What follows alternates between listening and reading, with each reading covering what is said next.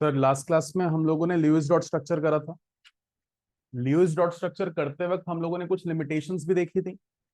वो लिमिटेशंस या ड्रॉबैक से हमें ये रियलाइज हुआ था कि ल्यूइस डॉट स्ट्रक्चर सिर्फ नाम के लिए स्ट्रक्चर है। सही तरीके से अगर हम लोग समझें तो उसने स्ट्रक्चर के बारे में कोई रिप्रेजेंटेशन नहीं दी। उसने सिर्फ हमें एटम्स की अरेंजमेंट बताई।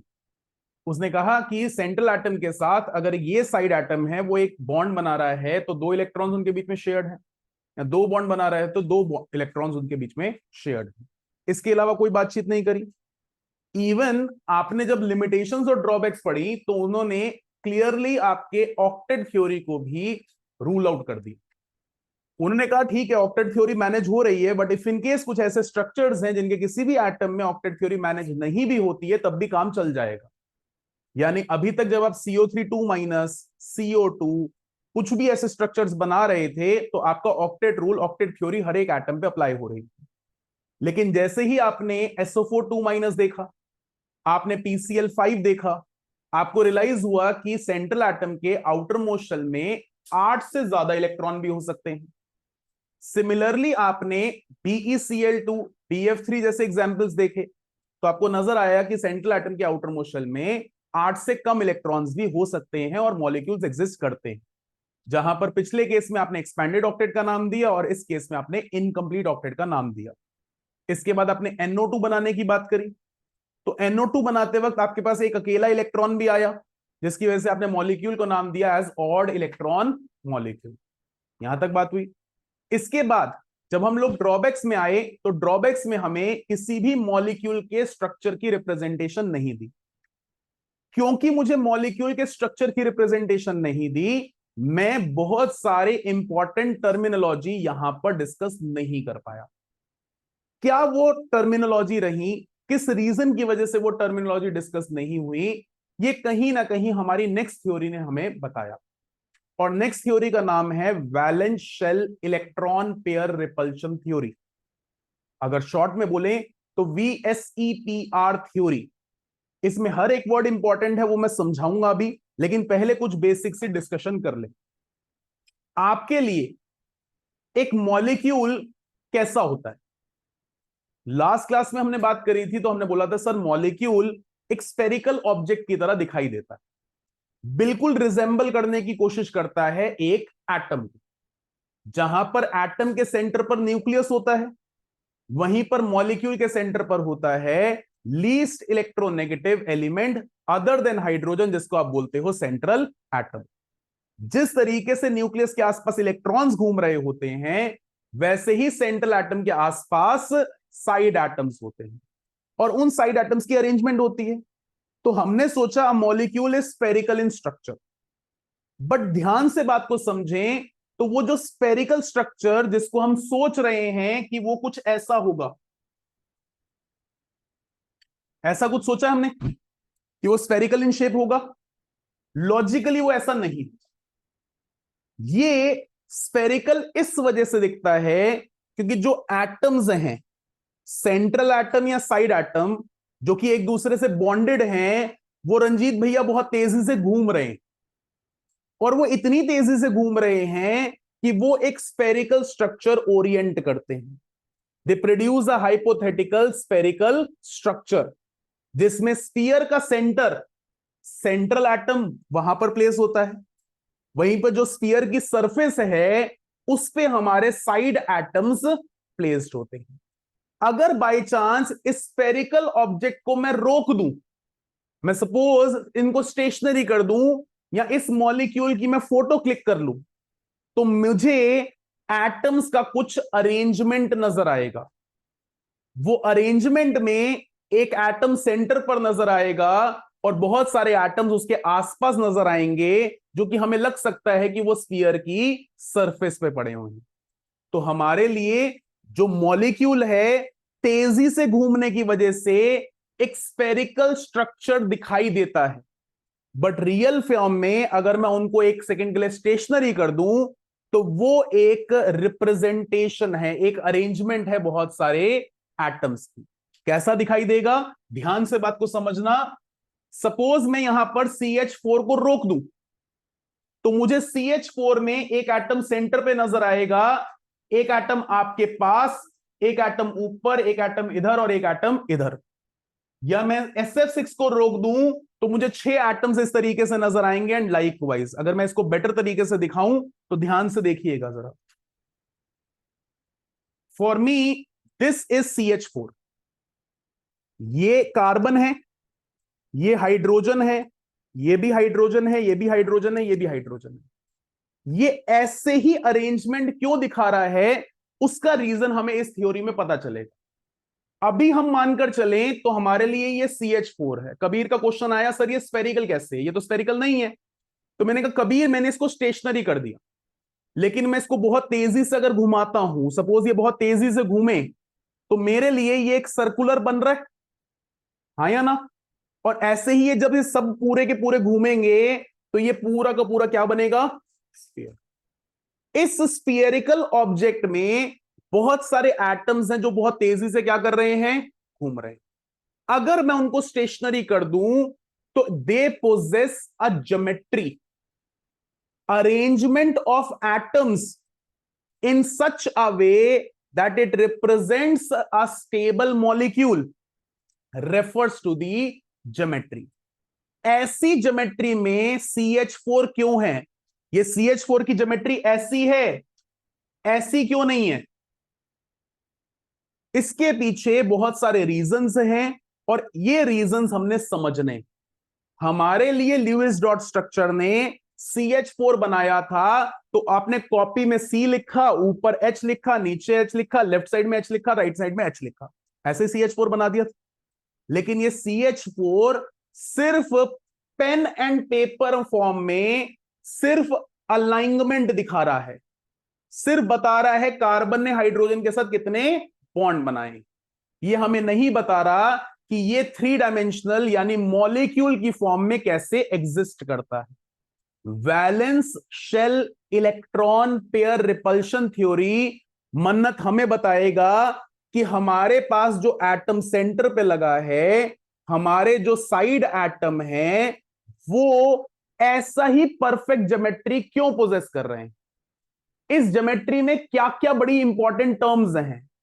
Term number 1 central atom, term number 2 side atom, term number 3 central atom और साइड एटम के बीच में बॉन्ड पेयर। ऐसे ही हो सकता है सेंट्रल एटम का लोन पेयर, यानी ऐसा पेयर ऑफ इलेक्ट्रॉन जो किसी से शेयर नहीं हुआ है। इसके अलावा बात को समझिएगा, कार्बन के साथ ये हाइड्रोजन, कार्बन के साथ ये हाइड्रोजन, ये एक एंगल पोजेस कर रहा है। ये एंगल बड़ा हो जाए तो इनकी अरेंजमेंट में फर्क आ जाएगा, या छोटा हो जाए तो इनकी अरेंजमेंट में फर्क आ जाएगा। ये अरेंजमेंट हमेशा ऐसी ही क्यों है, यानी कबीर भैया ये एंगल रिस्ट्रिक्टेड क्यों है, क्यों ये एंगल, अभी मैं अगर नाम लूं तो ये तकरीबन 110 डिग्री का एंगल है, क्यों ये एंगल 110 डिग्री का ही है। या मैं अगर आपके सामने BF3 ले आऊं, ये सपोज मैं बोल रहा हूं BF3 है, मैं बोल रहा हूं, ठीक है ना, तो इसलिए मान रहे हो आप लोग। इस BF3 के अंदर बोरॉन और फ्लोरीन, रंजीत भैया वापस आ जाओ, क्या हो गया, ये BF3 बोरॉन और फ्लोरीन, बोरॉन और फ्लोरीन जुड़े हुए हैं। बहुत सारे रीजंस की वजह से ये ऐसा ही दिखाई देगा, और हर बोरॉन फ्लोरीन के बीच का जो एंगल है it will be restricted to 120 degree. इससे ना बढ़ा होगा ना इससे छोटा होगा। तो ये बहुत सारे रीजंस की वजह से इसी तरीके की ज्योमेट्री पोजेस करेंगे। तो हम फैमिली ऑफ ज्योमेट्री सीखेंगे इस पूरी की पूरी थ्योरी में, जहां पर हम बोलेंगे सपोज फैमिली ए है तो बहुत सारे मॉलिक्यूल्स ए फैमिली को रिजेंबल करेंगे। मैं बोलूंगा फैमिली बी है तो बहुत सारे मॉलिक्यूल्स उस फैमिली को रिजेंबल करेंगे। मैं बोलूंगा फैमिली सी है तो बहुत सारे मॉलिक्यूल्स उस फैमिली सी को रिजेंबल करेंगे। और उन्हीं रिजेंबलेंस की वजह से हम इनके बहुत सारे ऐसे पॉइंट समझेंगे जो हमें ल्यूइस डॉट स्ट्रक्चर ने नहीं बताया। पक्का बात समझ में आती है। मैं अगर इसको बहुत स्ट्रीमलाइन, बहुत छोटे वर्ड्स में बात को कंप्लीट करूं अपार भैया, तो मेरे लिए valence shell electron pair repulsion theory हमें हेल्प करता है किसी भी मॉलिक्यूल का स्ट्रक्चर रिप्रेजेंट करने के लिए। उस स्ट्रक्चर में किस तरीके से सेंट्रल एटम और साइड एटम अरेंज्ड हैं, किस एंगल पर अरेंज्ड हैं, कितनी दूरी पर अरेंज्ड हैं, किस तरीके से अरेंज्ड हैं, वो सारे क्वेश्चन का आंसर इस थ्योरी में हमें मिलेगा। इस थ्योरी को पढ़ते वक्त हमें कुछ टर्म्स का इस्तेमाल करना है, कुछ चीजों का ध्यान देना है, वो सारी की सारी चीजें पहले डिस्कस करेंगे, फिर इसकी फैमिली ऑफ ज्योमेट्री पे आएंगे। बात समझ में आती है? कोई दिक्कत परेशानी तो नहीं? यहां तक बात क्लियर है? और जरा सिंप्लीफाई कर दूं, आप लोगों ने बचपन में अक्सर ऊपर देखकर, मतलब आपके कह सकते हो आसमान की तरफ देखकर कॉन्सलेशन ढूंढने का कोशिश किया होगा। बहुतों को दिखाई दी होगी, बहुतों को नहीं दिखाई दी होगी। क्लियर स्काई होता नहीं दिल्ली में, तो बहुत रेयरेस्ट है देखना। बहुतों को जिनको नहीं दिखाई दी, उनको क्या स्टार्स नहीं दिखाई दिए? दिखाई दिए। और किसी ने स्टार्स को जोड़ जोड़ कर कहा कि यार वो देखो सर स्पून है, वो देखो सर गमी बियर बना हुआ है, वो देखो कोई और चीज बनी हुई है, दैट इज अ कॉन्सोलेशन। वो रियलिस्टिक है या नहीं है हमें नहीं पता, बट क्योंकि आपने पढ़ा हुआ था कॉपीज के अंदर, आप सोच रहे थे कि मैं इनको जोड़ता हूं तो देखना एक शेप बन रही है। सिमिलरली आपके मॉलिक्यूल के जो एटम्स हैं, they are arranged because of some force of repulsion, because of some reasons. वो अरेंजमेंट को अगर मैं तेजी से घुमाता हूं, किसी की भी अरेंजमेंट को घुमा दूं, फिर चाहे मैं CCl4 की अरेंजमेंट को घुमा दूं, मैं CH4 घुमा दूं, मैं कोई और भी मॉलिक्यूल घुमा दूं, सबके सब घूमने पे क्या नजर आएंगे? स्फीयर। लेकिन जब मैं उनको स्टेशनरी करके रोकता हूं, तो बिकॉज ऑफ सर्टेन रीजन मुझे BF3 अलग नजर आता है, CH4 अलग नजर आता है, TCl5 अलग नजर आता है, SF6 अलग नजर आता है। और हो सकता है दो ऐसे मॉलिक्यूल हो अपार जो मुझे सेम नजर आ रहे हूं।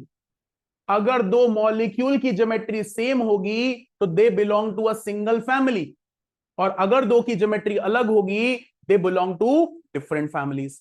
तो फैमिलीज तक अभी हम पहुंचेंगे, पहले हम ये समझें कि मॉलिक्यूल का ऐसा क्या रीजन है कि भाई इसको और इसको मुझे इतने ही डिस्टेंस पे अरेंज करना है, मैं इससे कम या ज्यादा नहीं कर सकता।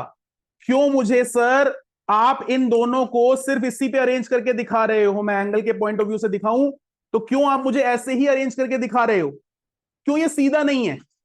क्यों ये इस तरीके से नहीं दिख रहा?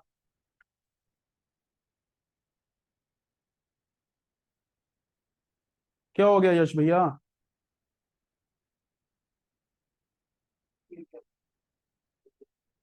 कॉन्सेप्ट भी गिर जाएगा?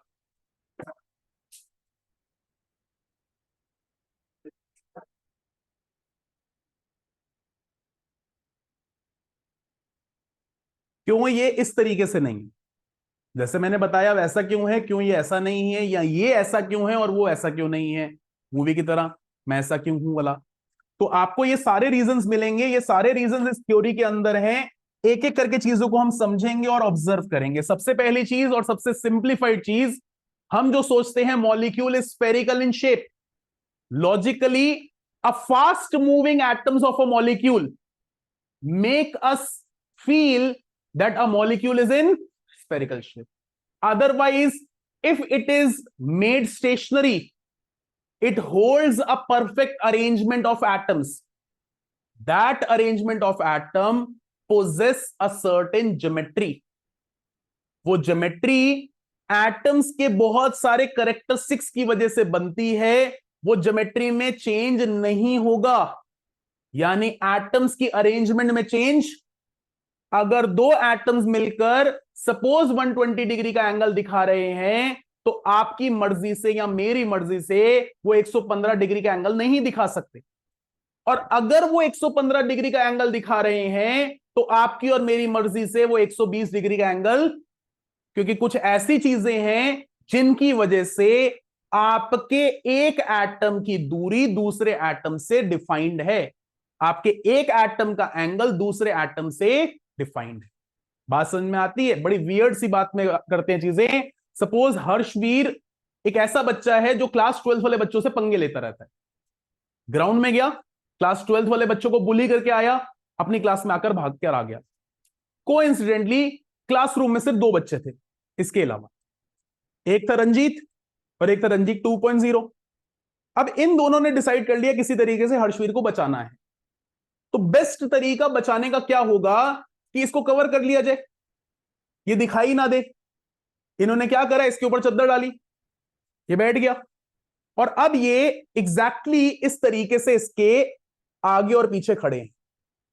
इसने कहा भाई तू इधर का देख लेना और मैं इधर का देख लूंगा।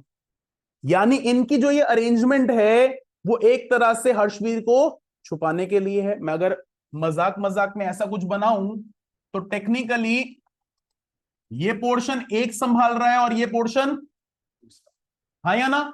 तो मैं कह सकता हूं रंजीत 1 और रंजीत 2 यहां पर लगे हुए हैं। हम कह सकते हैं सर ये रंजीत 1 और रंजीत 2 कितने एंगल पर हैं, 180 डिग्री।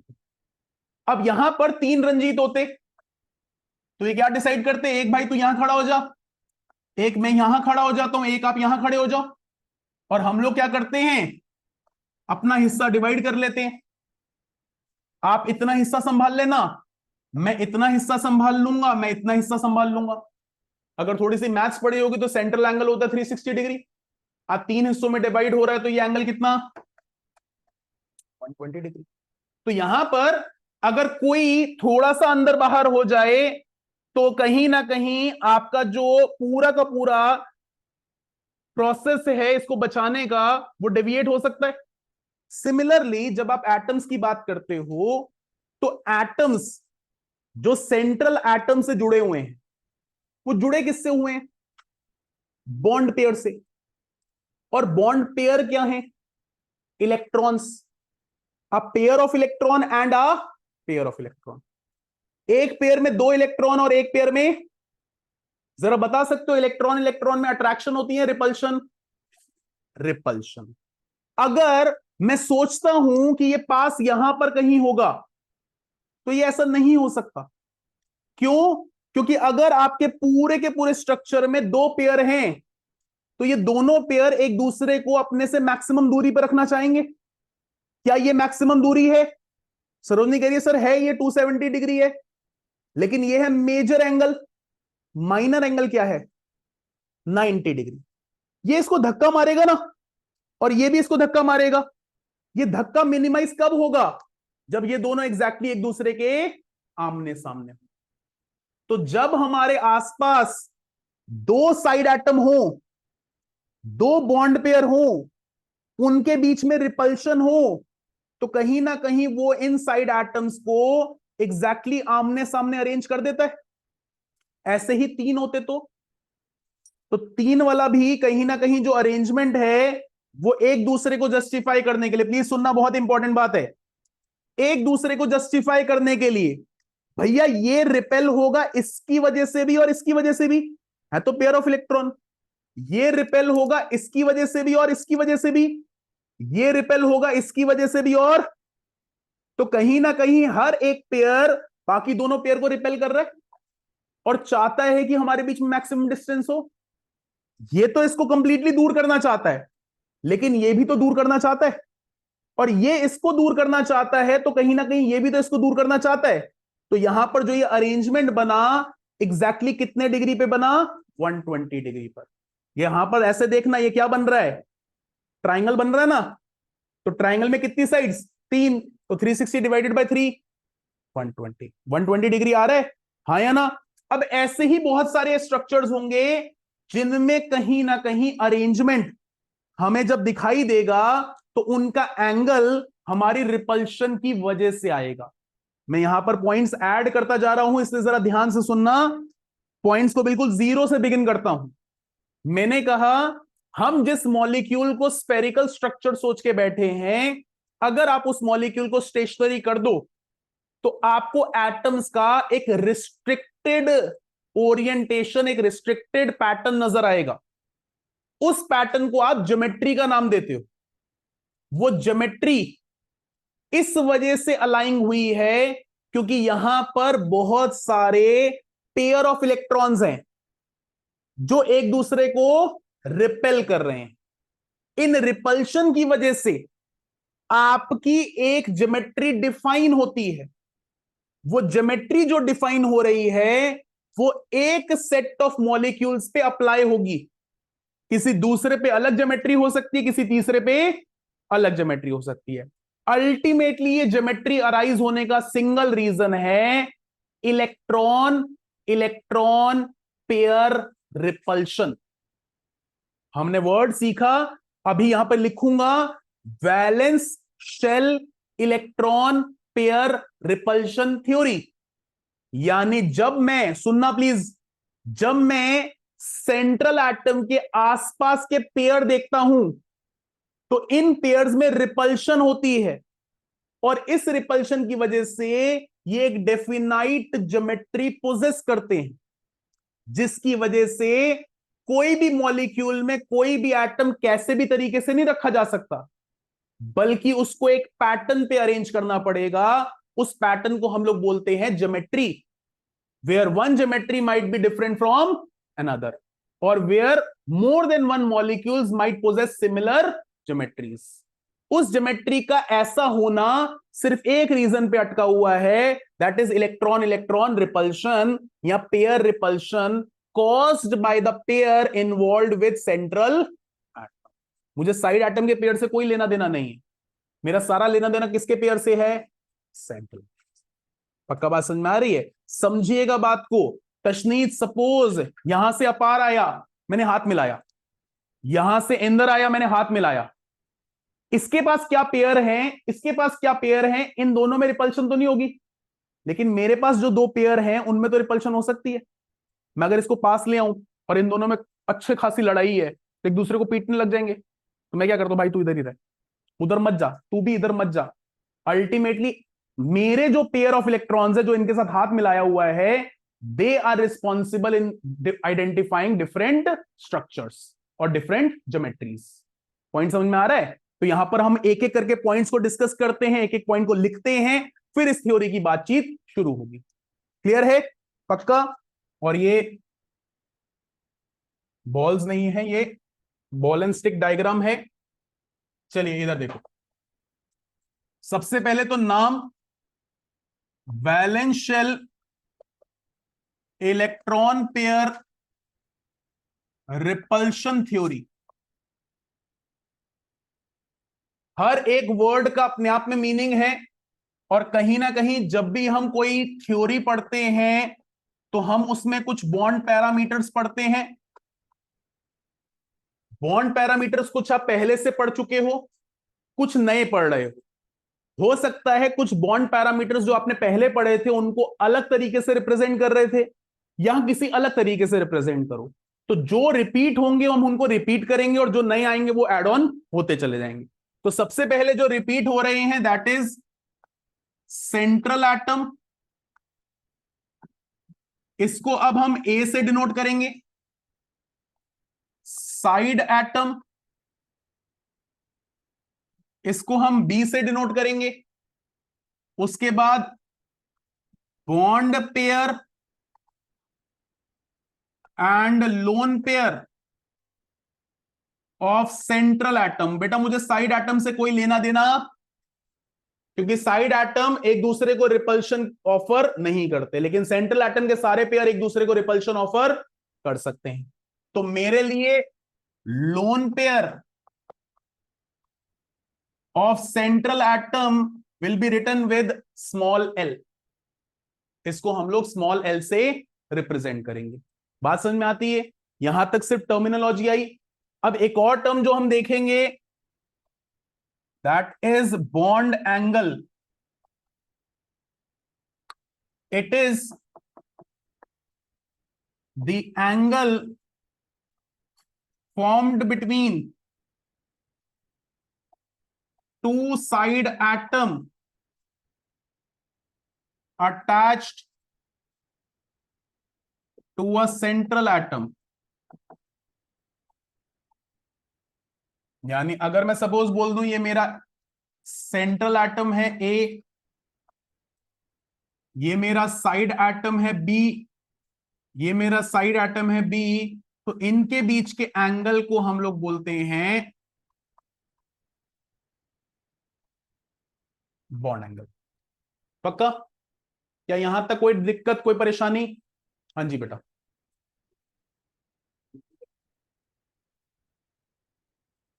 मैं बोलता हूं दोबारा से, बॉन्ड एंगल वेरी करेगा मॉलिक्यूल टू मॉलिक्यूल रिपल्शन की वजह से। बॉन्ड एंगल सेम भी हो सकते हैं और डिफरेंट भी हो सकते हैं एक मॉलिक्यूल के अंदर। बहुत सारे स्ट्रक्चर्स में सेम होते हैं, कुछ स्ट्रक्चर्स में स्टेबिलिटी पाने के लिए अलग हो सकते हैं। अभी आ रहा हूं उसी पॉइंट पे, क्लियर है? इतना लिखिए जरा।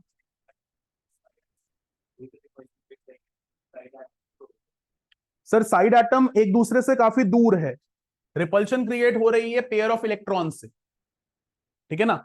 वो पेयर ऑफ इलेक्ट्रॉन एक दूसरे को पुश कर सकते हैं, जिसकी वजह से हम ये सारे पॉइंट्स को पढ़ेंगे। हम साइड एटम्स को इसलिए कंसीडर नहीं करते, एटम का साइज छोटा भी हो सकता है, बड़ा भी हो सकता है, जो कि अफेक्ट नहीं करता। एक हाइड्रोजन लगा हुआ तो उसका खुद का कोई इलेक्ट्रॉन पेयर नहीं है, तेरे बॉन्ड पेयर में लगा हुआ है। लेकिन क्लोरीन लगा हुआ तो उसके लोन पेयर भी है ना। तो वो इन्वॉल्व जो उनसे हो रहे हैं वो लीस्ट सिग्निफिकेंस है, इसलिए हम बॉन्ड पेयर लोन पेयर पे ही बात करते हैं, ठीक है ना? अगर मैं तेरे को साइड एटम बोलता तो आप परेशान हो जाते, सर फ्लोरीन के अंदर 3 पेयर ऑफ इलेक्ट्रॉन्स हैं, हाइड्रोजन में सिर्फ एक ही पेयर बन रहा है, तो क्या करें, उसको कैसे कंपेयर करें? इसलिए हमने सिर्फ क्या बोला, सेंट्रल एटम के ही pair of electrons.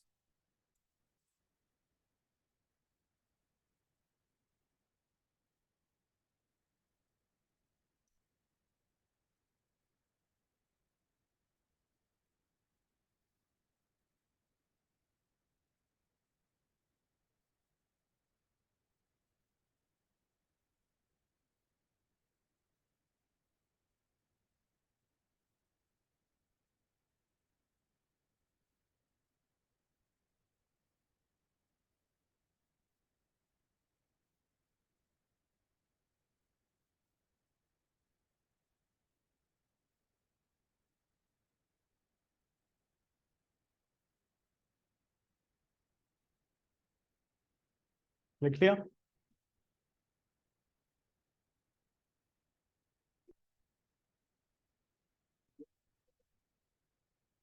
Of central atom.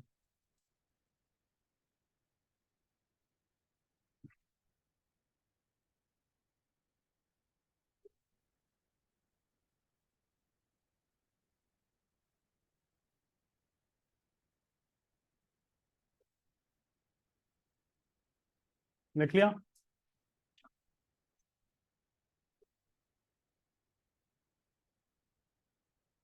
Sir आप लोगों के ग्रुप पर आ रखा था, परसों आप लोगों का टेस्ट है, एज सेड। टीटीएस वालों का टीटीएस था, वैसे एमडब्ल्यू वालों का एमडब्ल्यू था।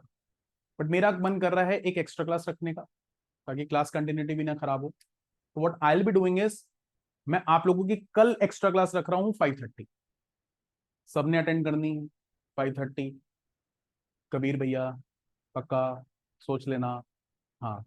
और इनडायरेक्टली परसों आप लोगों का टेस्ट होगा 5:30।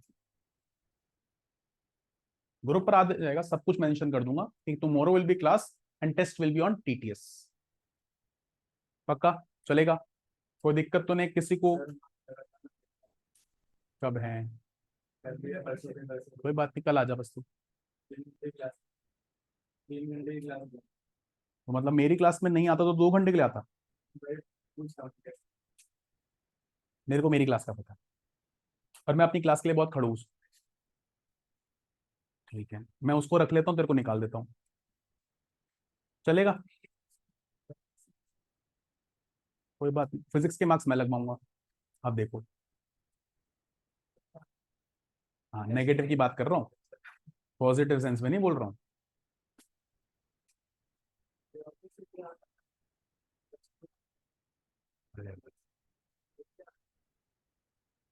चलो यहां तक लिख लिया।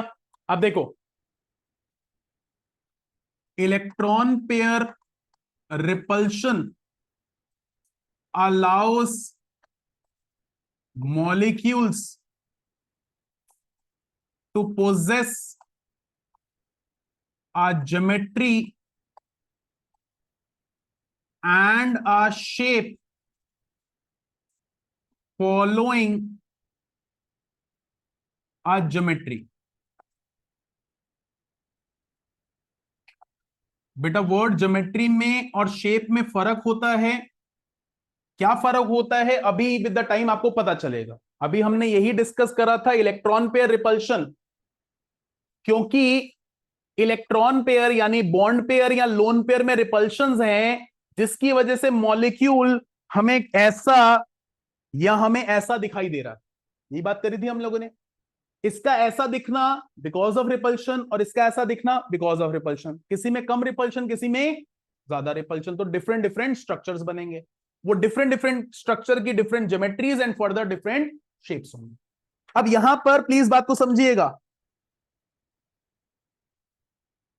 these repulsions are caused by pair of electrons of central atom। अब देखो सेंट्रल एटम के आसपास कौन से पेयर हो सकते हैं? एक पेयर जो साइड एटम से जुड़ा हुआ है, जिसको आप बोलते हैं बॉन्ड पेयर, और ऐसे ही इसका एक अनशेयर्ड पेयर हो सकता है जिसको हम बोलेंगे lone pair. These pair can be bond pair and lone pair।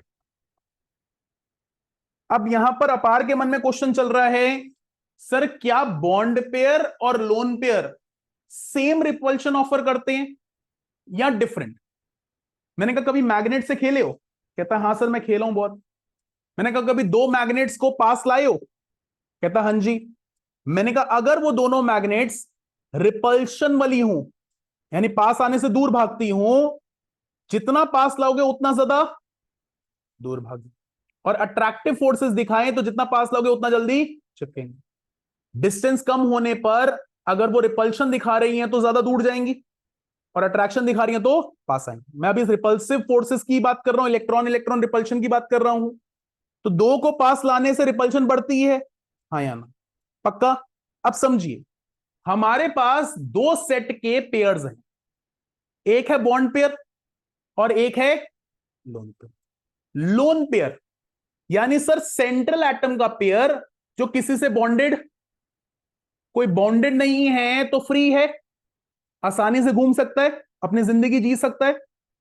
और क्योंकि ये आसानी से घूम सकता है, ये कनिष्क के भी पास जा सकता है, अपार के पास भी जा सकता है, हर्षवीर के पास भी जा सकता है, हाँ या ना? अब अगर ये अपार के पास जाएगा तो इस पे रिपल्शन क्रिएट होगी, अगर ये हर्षवीर के पास आएगा तो रिपल्शन क्रिएट होगी, अगर ये कनिष्क के पास जाएगा तो रिपल्शन क्रिएट होगी। यानी फ्रीली मूव करने वाला पेयर ज्यादा रिपल्शन क्रिएट करता है। तशनीर कहती है ऐसे कैसे सर, बॉन्ड पेयर की बात करो। तो मैंने कहा जो ये बॉन्ड पेयर है, ये एक एटम और सेंट्रल एटम के बीच में रिस्ट्रिक्टेड है, बंधा हुआ है, इसको मूव करना मुश्किल होगा क्योंकि इसके साथ एक साइड एटम जुड़ा हुआ है, और जब इसकी मूव करने की एबिलिटी कम होगी तो इसके पास कम जाएगा या इसके पास कम जाएगा या इसके पास कम जाएगा। तो हमारे लिए रिपल्शन लोन पेयर ज्यादा ऑफर करता है और बॉन्ड पेयर कम। तो मैं यहां पे लिख लेता हूं, वाइल, प्लीज ऊपर लिख रहा हूं, while repulsion cost by loan pair is greater than, so order of repulsion will be, दो लोन पेयर में सबसे ज्यादा, लोन पेयर बॉन्ड पेयर में कम, और बॉन्ड पेयर में सबसे कम। हाँ जी बता। Role lone pair is a free set of electron, ये रिस्ट्रिक्टेड नहीं है दो में, तो ये आसानी से मूव कर सकता है, और जितना ज्यादा मूव करेगा उतनी ज्यादा रिपल्शन क्रिएट करेगा। अगर दो इलेक्ट्रॉन आसानी से मेरे ऊपर घूम रहे हैं तो मैं यहां तक नहीं आ सकता, लेकिन ये दो इलेक्ट्रॉन रिस्ट्रिक्टेड है तो मैं यहां तक कहीं तक आ सकता हूं ना। इधर देखना प्लीज सारे के सारे, सपोज मैं बोलूं ये मैंने नाइफ पकड़ा है और नाइफ को मैं जोर से ऐसे ऐसे घुमाऊं, तो कोई मेरे से हाथ मिलाने आएगा? मैंने ऐसे रखा हुआ है तो साइड से हाथ मिला के जा सकता है। तो जो चीज मूव कर रही है वो ज्यादा वॉल्यूम ऑक्यूपाई करती है, और क्योंकि वो ज्यादा वॉल्यूम ऑक्यूपाई कर रही है तो कहीं ना कहीं उसकी रिपल्शन क्रिएट करने की जगह भी क्या है, ज्यादा, और जो रिस्ट्रिक्टेड है उसकी तरफ से रिपल्शन कम। तो लोन पेयर की तरफ से रिपल्शन ज्यादा और बॉन्ड पेयर की तरफ से रिपल्शन सकता। पक्का लिखिए इतना जल्दी से। हाँ जी सर। ये वाला लोन पेयर वाला देख, मान ले ये एक एटम है, तशनीत आप भी देख लेना, ये साइड एटम, ये तो इसकी वजह से रिस्ट्रिक्टेड है, ये कहीं पर मूव नहीं कर सकता।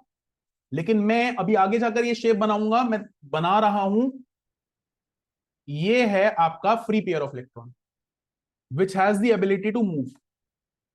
अब ये इतना पास आएगा तो इसको रिपेल ज्यादा करेगा, इतना पास आएगा तो रिपेल इसको, लेकिन ये तो रिस्ट्रिक्टेड है, तो इसकी तरफ से रिपल्शन क्या होगी, लेस होगी। तो हमारे लिए हमेशा लोन पेयर ज्यादा रिपल्शन क्रिएट करता है in comparison to bond pair.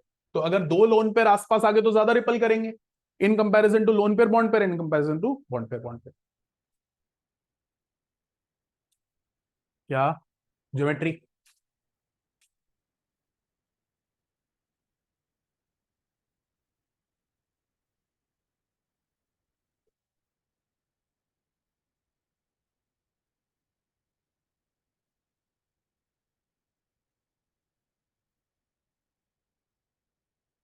कल है पेपर, कल पेपर है कौन सा?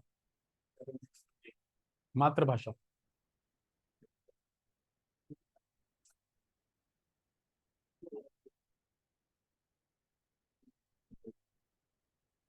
उसके बाद कौन सा है? वो भी हो जाएगी।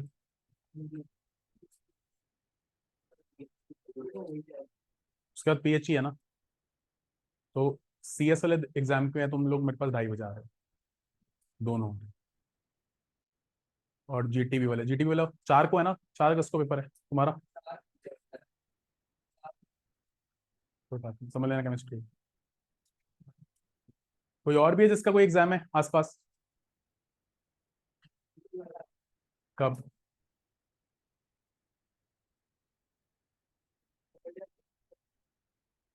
सिलेबस क्या है?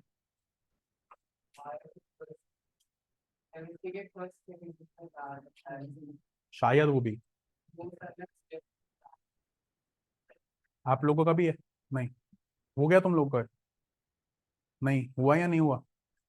कुछ आता था? भेजना एक बार पेपर।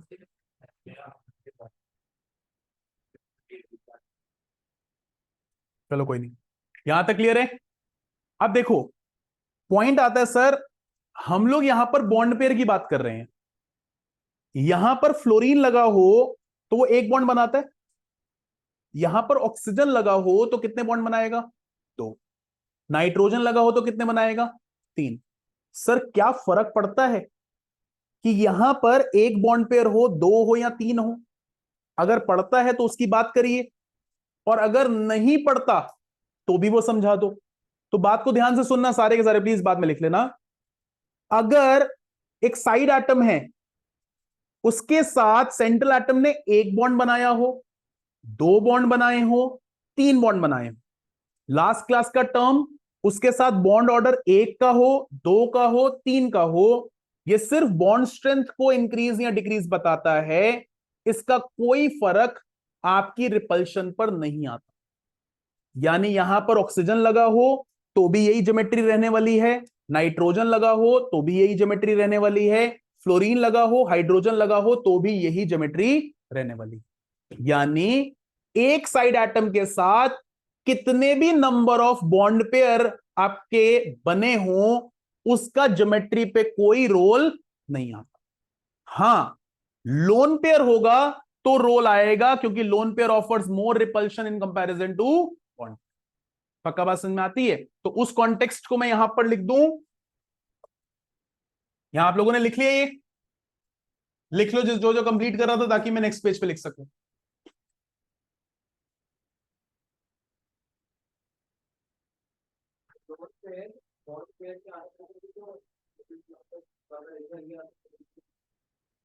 सर कनिष्क का कहना है कि जब ये एक्स्ट्रा रिपल्शन ऑफर करेगा तो कहीं ना कहीं ये रिपेल होने की वजह से अंदर जाएगा, ये भी रिपेल होने की वजह से अंदर जाएगा, तो इनके एंगल में क्या आएगा, फर्क। और एंगल में फर्क आने के लिए ही तो मैंने बोला कि इनकी शेप या ज्योमेट्री फर्क कर देगी, बदल जाएगी, वो अभी लिखवाने लगा। ठीक है,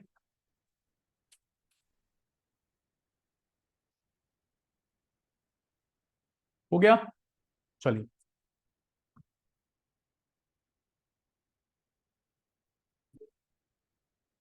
थोड़ी जल्दी, 2 मिनट हो गए हैं, इतनी देर में तो मैगी भी नहीं बनती। चलिए प्लीज इधर देखो, any side atom, no matter how many bonds it has produced with central atom, it does not affect the geometry, but a lone pair offering more repulsion than a bond pair alters the shape.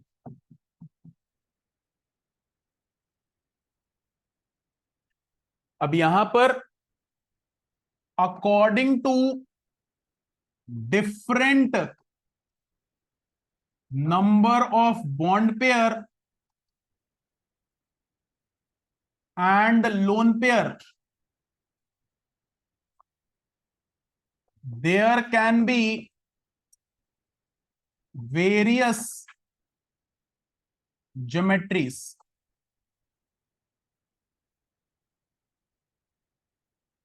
AB, AB2, AB3, AB4, AB5, AB6, AB7 and so on, जहां पर A मेरे लिए central atom है और B मेरे लिए side atom. वहीं पर please, while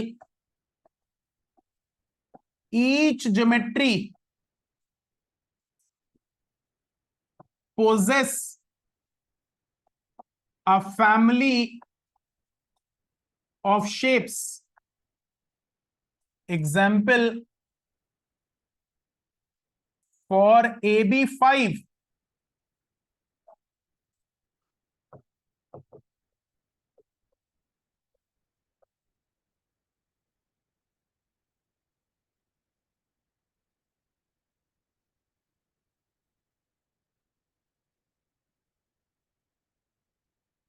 are possible shapes.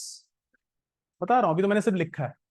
मैं यहां पर क्या बोल रहा हूं ध्यान से समझना, आपके लिए पूरे मॉलिक्यूल में कौन कौन इंपॉर्टेंट है। Sir वैलेंशियल electron pair repulsion theory, सारे प्लीज इधर देख लो, आपके सेंट्रल एटम पे फोकस करती।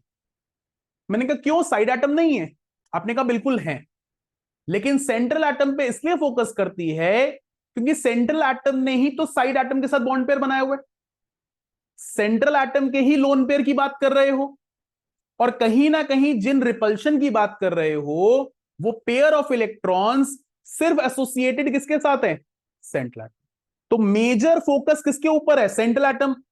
अब उस सेंट्रल एटम का पेयर बॉन्डेड है साइड एटम के साथ तो बॉन्ड पेयर इन्वॉल्व होएगा, पेयर बॉन्डेड नहीं है तो लोन पेयर इन्वॉल्व होएगा।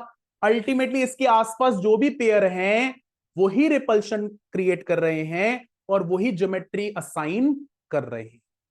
उस ज्योमेट्री को अगर हम लोग समझने की कोशिश करें तो ज्योमेट्री के लिए हम टर्म लिखते हैं ए और बी के रेफरेंस में।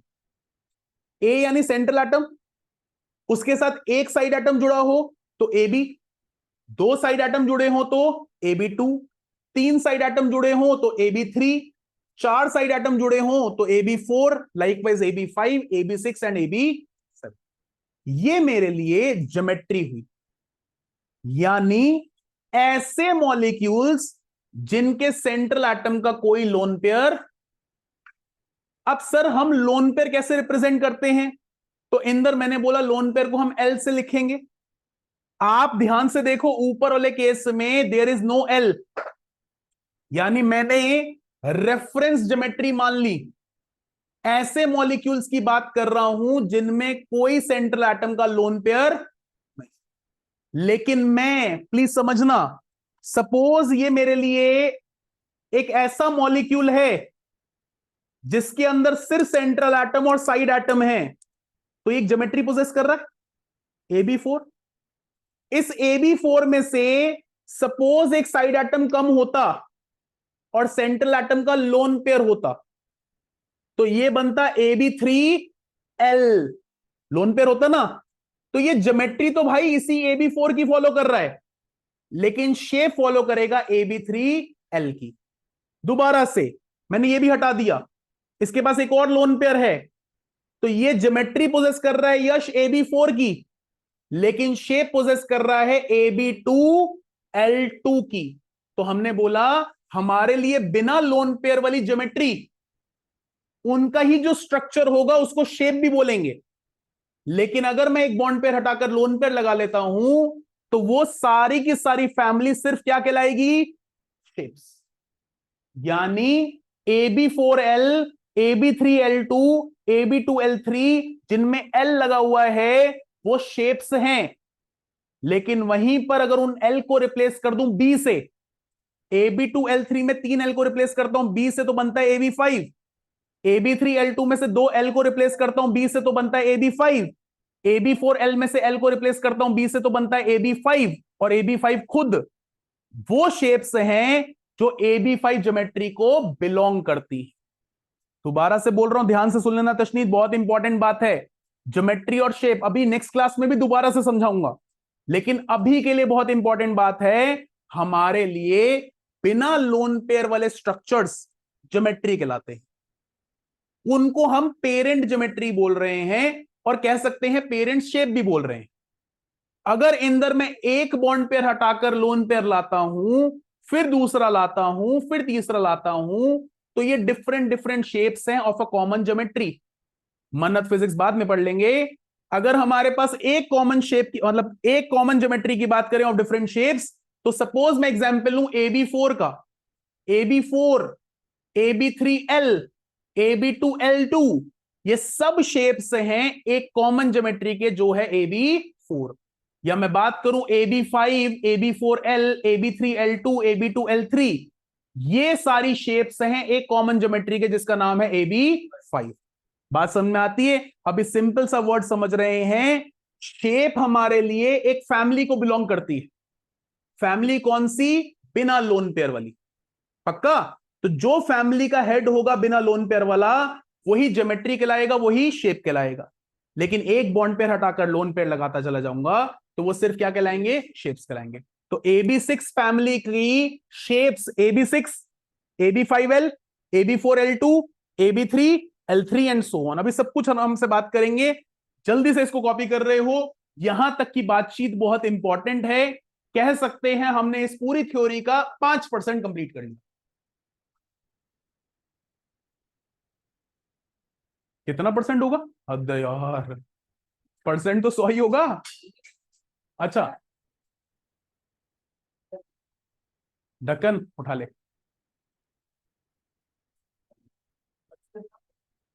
चलो प्लीज। हाँ जी सर। जो AB5 को रिजेंबल करेगा वो एक कॉमन स्ट्रक्चर्स को डिनोट कर रहा है। वो कॉमन स्ट्रक्चर हमने ज्योमेट्री में बोल दिया। कोई AB5 वाला होगा, AB4L वाला होगा, उसकी ज्योमेट्री कौन सी होगी? AB5 के नाम वाली। लेकिन AB5 को जो ज्योमेट्री का नाम दोगे उसको ज्योमेट्री और शेप दोनों बोल सकते हो। AB4L वाले को सिर्फ क्या बोल सकते हो? शेप। ज्योमेट्री कौन सी बोलनी पड़ेगी? AB5 की। आएगा, भी आगे आएगा, टेंशन नहीं।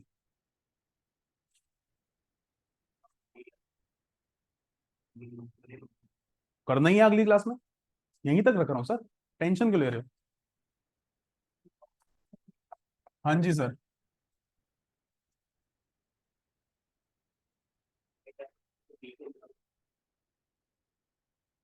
सर साइड एटम के आगे बी तो लिखते हैं, सेंट्रल एटम को ए से रिप्रेजेंट कर रहा था ना, तभी तो आगे ये AB वगैरह बताऊंगा ना। सर ये मिस मत करना प्लीज, बार बार बोल रहा हूं, बहुत इंपॉर्टेंट बातचीत बोल रहा हूं, इधर देख लेना। ये लो, परेशान हो जाओगे।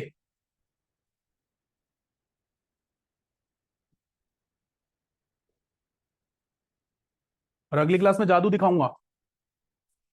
बट वो तभी हो पाएगा आप होंगे तो। चलो एक और अच्छी चीज कर देते हैं, नायशा ध्यान से सुनना, अगली क्लास की मैं रिकॉर्डिंग नहीं दूंगा, because I am the boss. ठीक है ना? नहीं, ग्रेड मास्टर हो या जो मर्जी हो, नहीं। क्या?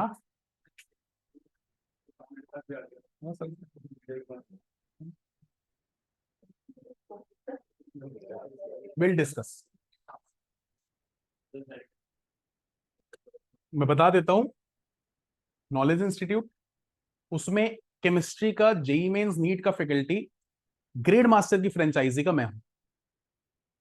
Grade Master JEE Mains NEET की प्रिपरेशन करवाता है और उसी के अकॉर्डिंगली बातचीत होगी, तो हो सकता है इसलिए आपको फोन आया। नॉलेज इंस्टीट्यूट एकेडमिक्स की प्रिपरेशन करवाता है, दो विंग्स अलग अलग। अरे सिंपल सी बात है भाई, बनिया की दुकान पे तुम चीनी भी खरीद सकते हो और नमक भी खरीद सकते हो। अब ठीक, मतलब वो बनिया की दुकान में, मैं प्लीज कास्ट के लिए नहीं बोल रहा हूँ, मैं शॉप के लिए बोल रहा हूँ, ठीक है ना? पता चले ईगो पे ले लें कोई। नहीं तो सर्जिकल की दुकान पे मेडिसिन भी ले सकते हैं और कुछ और भी ले सकते हैं ना। कौन सा भाई? अरे एक दिन के लिए एडजस्ट कर ले, सिर्फ खिलौनों से खिलाना है, ठीक है ना? हाँ, हाँ। समझ में नहीं आया?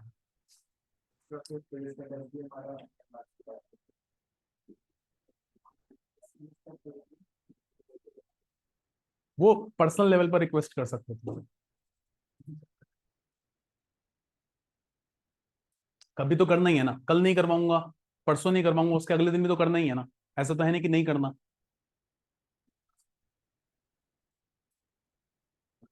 मैं ना सिर्फ, हाँ, मैं सिर्फ कंटिन्यूटी नहीं छोड़ना चाहता, मैं अगर छोड़ूंगा ना तो मुझे आगे के पहले 15 से 20 मिनट लगाना पड़ेगा ये कंटिन्यूटी डेवलप करने के लिए, इसलिए सिर्फ कल के लिए बोल रहा हूँ, एक दिन के लिए एडजस्ट कर लो।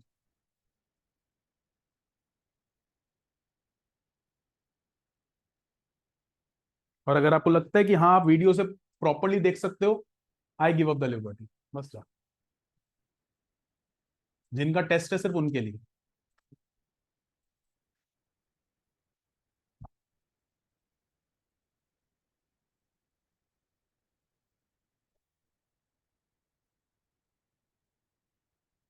सर तो बोल देता हूँ, सर एंड कर दूं ऑनलाइन वालों, नायशा शनिष्ठा?